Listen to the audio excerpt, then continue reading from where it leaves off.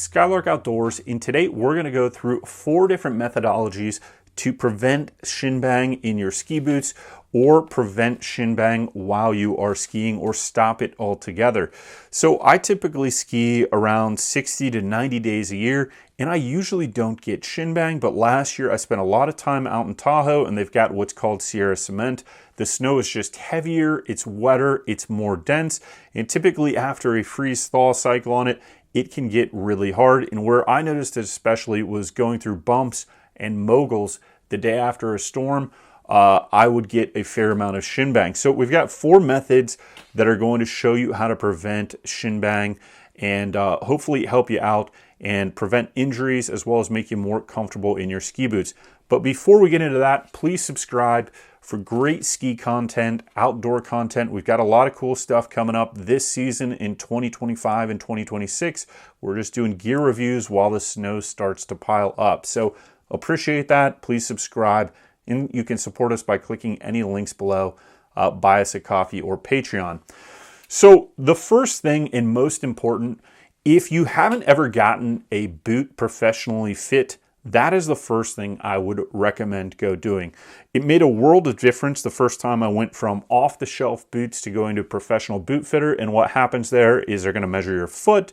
They're going to measure all the dimensions. They're going to determine if you've got a high volume foot, a low volume foot, or a medium volume foot.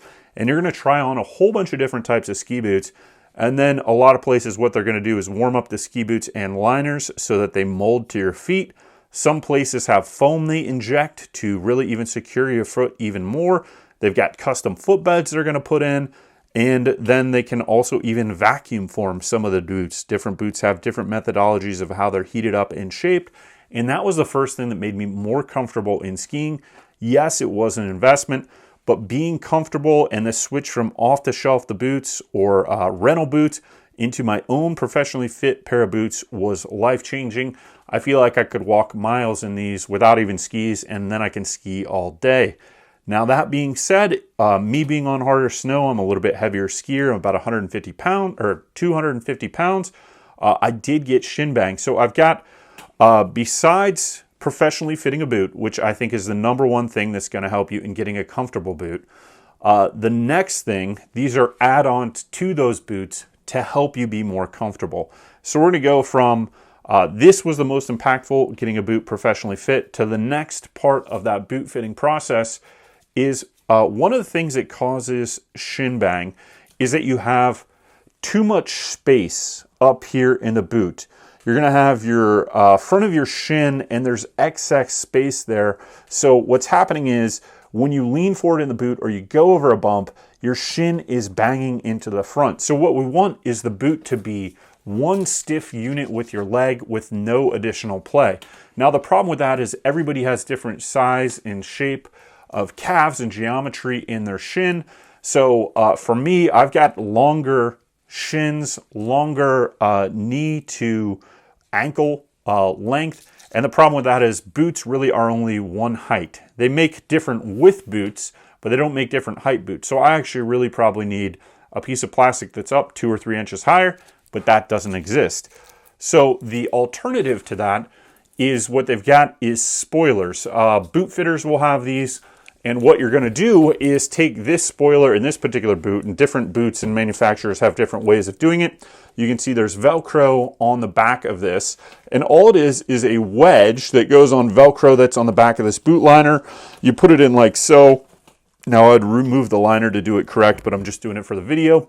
And what that's going to do is push your heel back further into the back of the boot, which is one of the most important things for control and overall comfort. So it's taking my whole leg, it's pushing the calf forward and the heel deeper into the heel of the boot.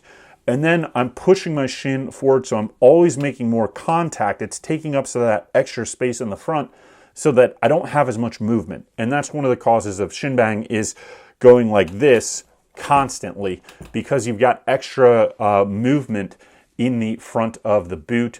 And so that spoiler is a very easy option. That is probably where I would start next if you're having shin bang, just because typically that's one of the least expensive ways to go.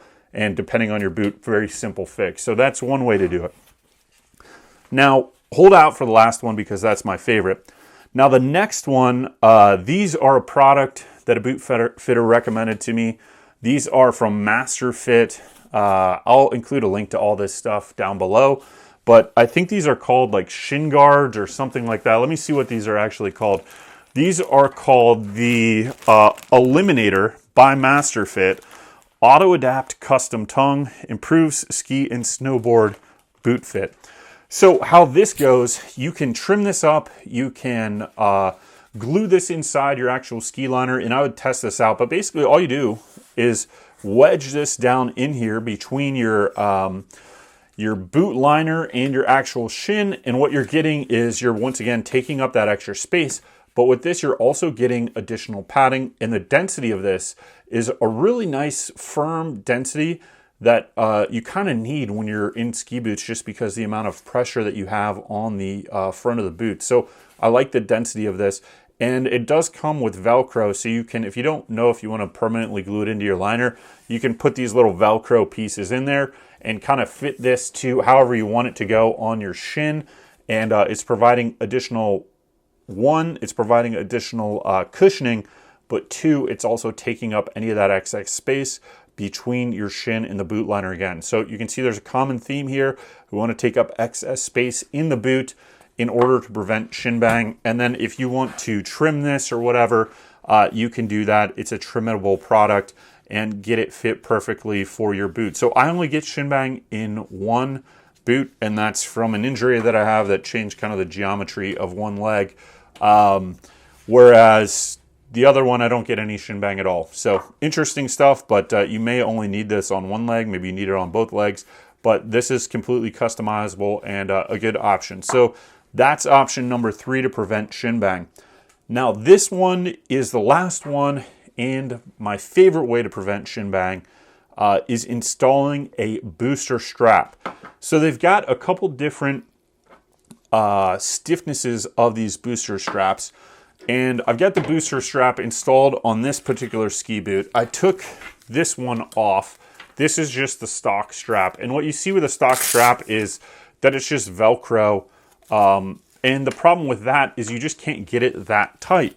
And once again, we're trying to take up space in the front of the boot and get our boot and everything in our liner so it's all one system together. So with the booster strap, what it does is it has, one, elasticity. This piece here is made of an elastic material, and you can get 3 or 4 different types of elasticity in it, so that one is stiffer, one is more elastic. I'm a bigger guy, 250 pounds. I want the stiffest booster strap possible. Now, if you look at the booster strap material, one of the common misconceptions, and anyone can wear these how they want, but a lot of people just put them on the outside of the boot and they tighten them down. And the other way that I like the booster strap versus a typical ski strap is you can get this thing really tight because it's got this kind of ratchet system here. So I pull this and I get it tighter and tighter and tighter as I want. And you can put it on the outside of the boot. However, I personally think, and if you look at a lot of literature from booster strap and other people that use these, is that the best methodology to get this so that it prevents the most shin bang, at least in my experience, is to have your booster strap down in between the liner and the outside of the boot. And what that's doing is it is then taking up any additional space in the liner, but you're also getting additional protection right here in the front where this booster strap is from the plastic impact and that repetitive motion of hitting the liner, the boot, and the booster strap all together. So it gives you just that much more cushioning, and it really does allow you to get your liner super tight. And I've also found that what it does, the concept of getting it really tight up here and the liner up here, it does help push my heel back into the boot even further. And you notice that significantly. It improves my skiing posture and fit of the heel in the boot. I notice when I have this booster strap really tight, it does force me and forces my whole leg to go further back into the boot, which is exactly what I want to help prevent shin bang. So of the 4 ways to prevent shin bang, the one was get a professionally fit boot. Highly recommend that. That's where I would start if you're having issues with it. Once you get a professionally fit boot, adjust it how you need. So the second step would be you can add that spoiler in the back. And then the third option we had is you can get these Master Fit liners up here in the front and stuff those in to provide additional cushioning as well as better boot fit. But my favorite way to prevent shin bang, and what I've noticed is the most impactful, is to go with a booster strap, because I can get it so much tighter and it improves the entire fit of the boot, as well as there is some elasticity in the front of the booster strap to help prevent rebound in that repetitive motion where I'm hitting my shin up against this through the liner in this hard plastic. So that's my favorite methodology. I like to have the booster strap inside between the boot liner and the actual plastic piece of the boot itself, but some people may like to have it out here, and that's why my strap probably looks a little bit off center compared to what other people are used to, is that I'm fitting this booster strap inside, so there's less space around it. So I want my booster strap centered when it's completely cinched down and on my shin, and that's how I've set this one up. Versus if you're going to run it on the outside of the boot, I would center this a little bit better so that the booster strap logo is right in the center. So just a couple of tips there to help you be more comfortable while skiing and help you prevent shin bang with skiing. So if you're having issues with shin bang while you ski, please take a look at this video. Try these 4 steps. We've got another video that shows you how to attach a booster strap, so check that out. And once again, please subscribe. That does help support the channel. We got really cool stuff coming up in this season, so enjoy all of you watching, and hopefully we're giving you plenty of good tips to make your skiing more enjoyable and more comfortable, and just have fun on the slopes, because that's what it's all about. So if I see you on the slopes, please say hi.